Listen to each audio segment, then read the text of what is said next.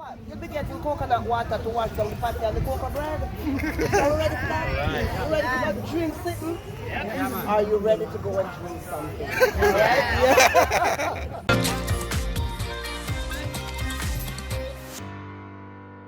Hey guys, well, I see you from My-Island-Jamaica.com. Welcome back to my YouTube channel. I'm in historic Falmouth, the Georgian capital of Jamaica.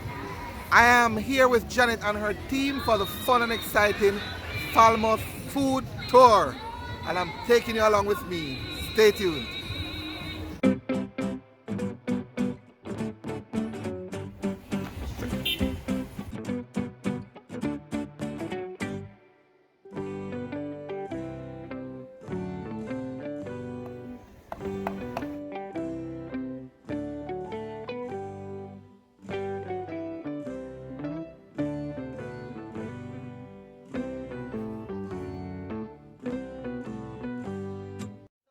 Welcome to the Falmouth Food Tour. Now my name is Tanya, your guide for this excursion. But we also have Miss Shirley, she's also a lead guide, but today she has your backs, alright? So yeah, man.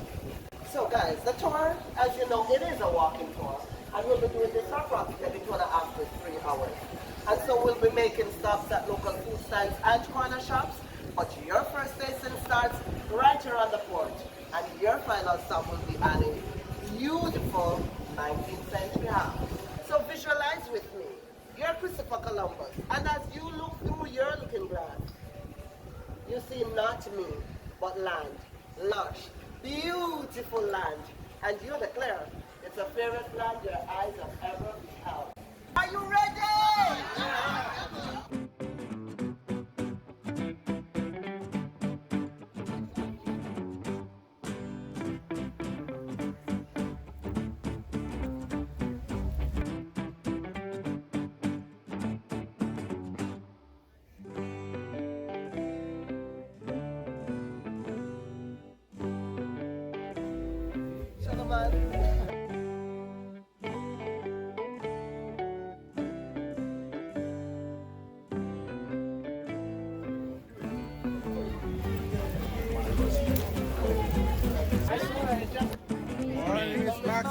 She owns this part.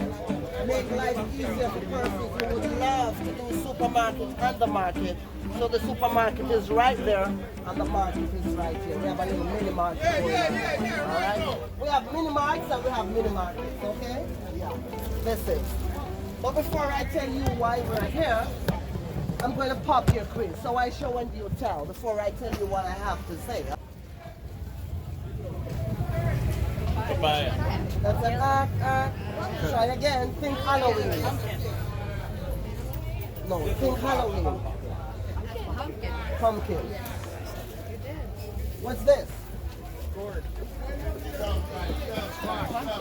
Pumpkin. Yeah, man. All right. So pumpkin. All right. What's this?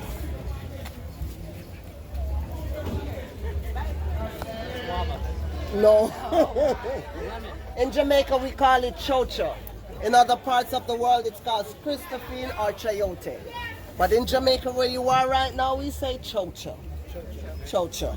All right? Yeah, man. Not guava. I'll show you guava later. But I like it. If you're going to be wrong and strong. Big guava. It's a big guava. It's a baby coconut indeed. Now, can you see that little face in it? What it looks like? Please don't say my face. Hey, you want to smell first? It does smell good. It does smell good. It's cinnamon, guys. Come on. Which? This? Okay. Thank you, madam. So, guys, sweet potato, yam. All right? Now, there are over 200 varieties of yam here in Jamaica, although all are not edible. No, guys, what's this? Oh Lord, them big. Yes, green bananas. You're the cook. Yeah, man. Green bananas. Now, you're probably familiar in seeing and eating the bananas when they're yellow, meaning that they're ripe. But in Jamaica, we consume the green bananas in many ways and forms. Now, a common and popular way of consuming the green bananas is to peel them and boil them until they're soft, just as you would do a potato.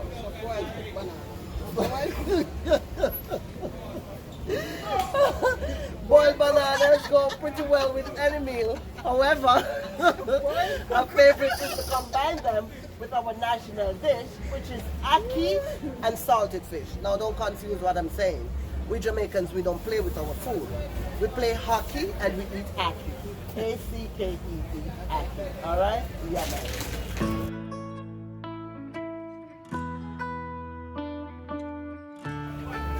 So what are these? Which peppers are these?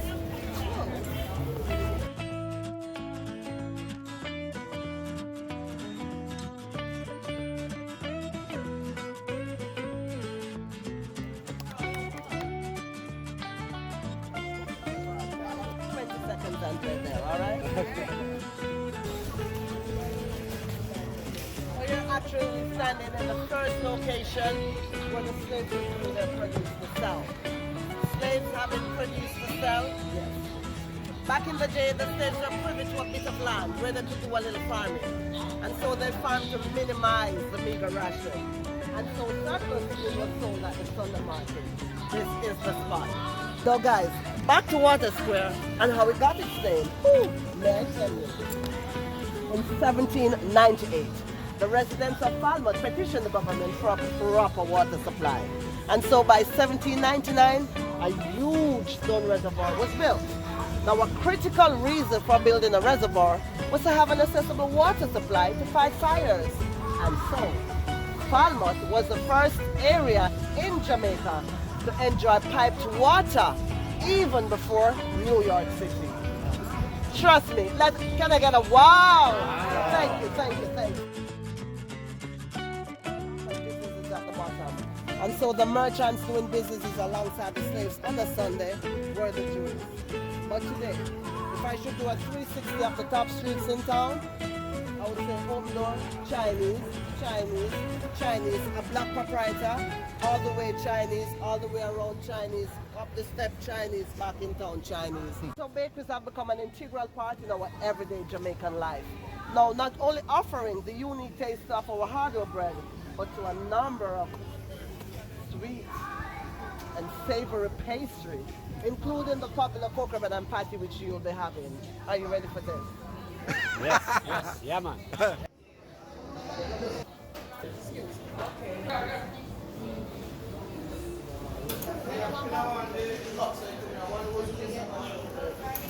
Can I take a picture of that? Sure, if you really want to.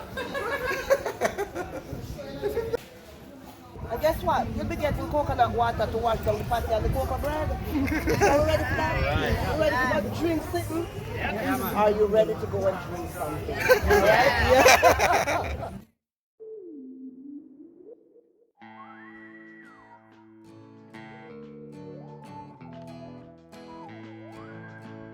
Let's see what the alley has to offer us. Yeah, man?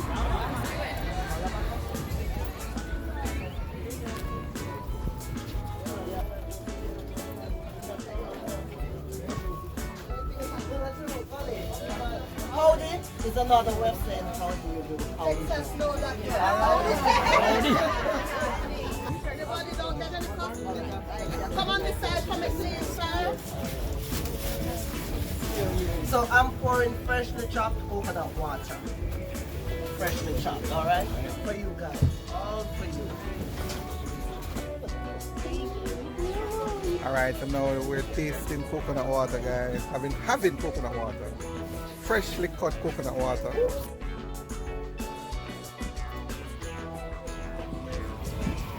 Now, it is packed with vitamins and minerals, okay? And so it is one of nature's finest beverages, which makes it a better choice to rehydrate, replenish, and boost the body's energy level after strenuous activity or workout.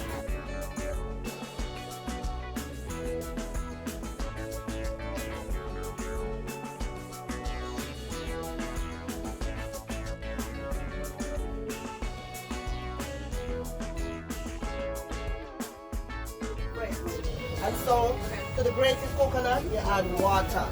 And then you strain that, you get your coconut milk. So this is part one of 2 parts of your coconut tasting. Okay. You didn't know that you could eat for somebody, right? Oh, Now yeah. you do.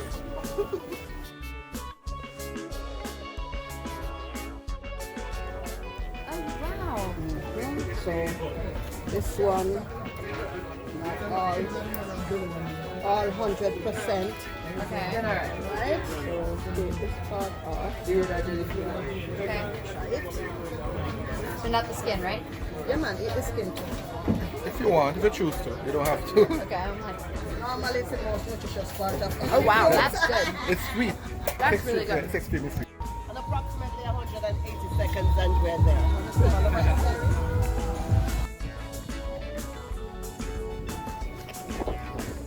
Behind you, that's Portsea House. That wasn't quite visible to us just now.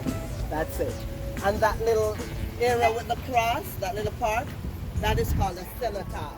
And a cenotaph is erected in most towns' capital in memorial for the soldiers who fought and died in World Wars I and II. All right? The courthouse. And when we spoke about Georgian architecture earlier, the courthouse boasts some of the finest features thereof, and those include coins to the side of the building, white stones, coins, hip roofs. If you look around, the roofs are hip for ventilation, arch colonnades, along with keystones in the center of it, likewise in the center of the windows. So if you remove those stones from the building, it crumbles, all right? Central doorway, centrally to the front and to the back for ventilation. Double and triple hung sash windows up or down for ventilation. Verandas or patios, as you call them, also for ventilation. And so the building stands as a national monument, as you can see. The plaque on the wall. Columns are also part of the Georgian architecture, and so we have 4 Tuscan columns supporting a large central projecting portico. And the courthouse was rehabilitated in 1926 after a fire destroyed most of it.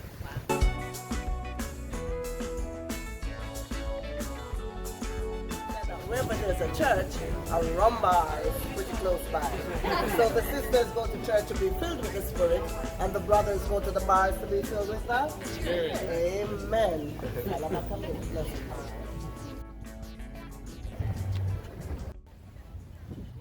But the highlights of this building is the window in the middle at the top. And that window, it is called a tripartite window, all right? And a tripartite window on any building back in the day, the Georgian architecture tells you the best room in the house, the most cozy room in the house, the most relaxing spot. And so the tripartite window. Now this has been our post office since 1954. So that's the window right there. That's the highlight.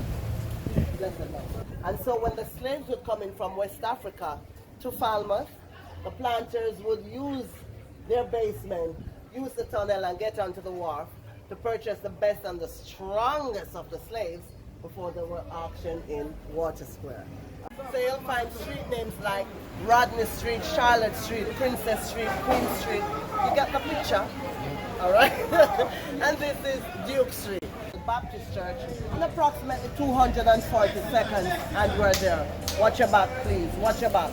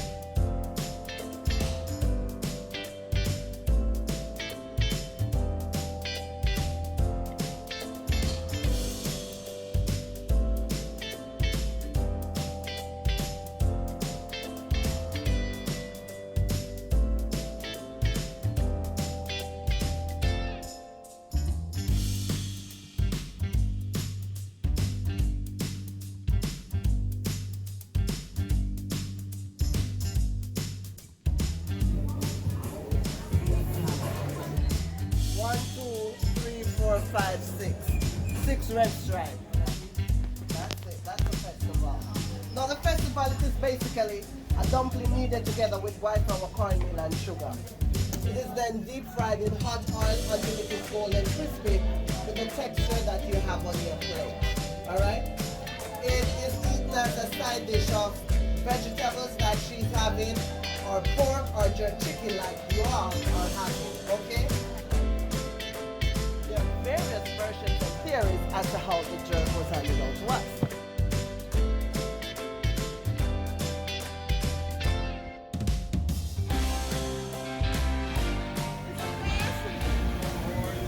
I'm fine. I'm looking at it.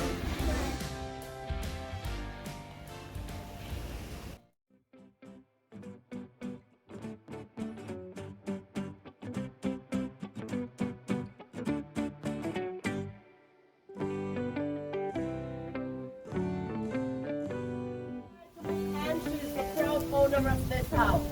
I She's a Jamaican.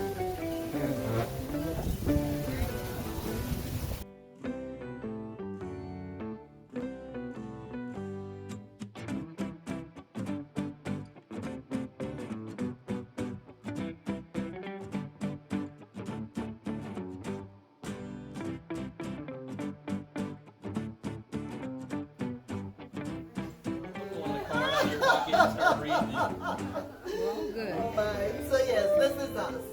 This is us proudly. As you can see, all smiles. Wow. So many things you could have done in Falmouth today, so we're so happy that you chose to spend the day with us. Hope you enjoyed it. Did you enjoy it? Yes. Let's give it up for Sonia. They've been awesome.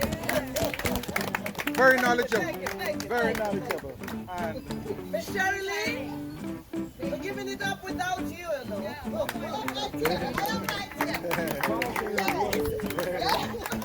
Ladies and gents, thank you so much for coming.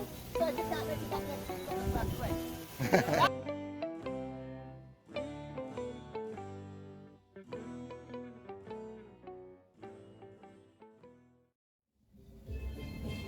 whew, well, there you go, my friend. The food tour of historic Falmouth. I hope you like it. If you do, give me a thumbs up or hit that like button. And I'd love to hear from you. Was there something interesting about the tour? Did you learn something new? Share it in the comment section below. And by the way, for more information on this tour as well as pictures and my complete review, check the description below. And just before you share this video with your friends, please remember to hit that subscribe button. That way, you'll stay updated on all my latest videos.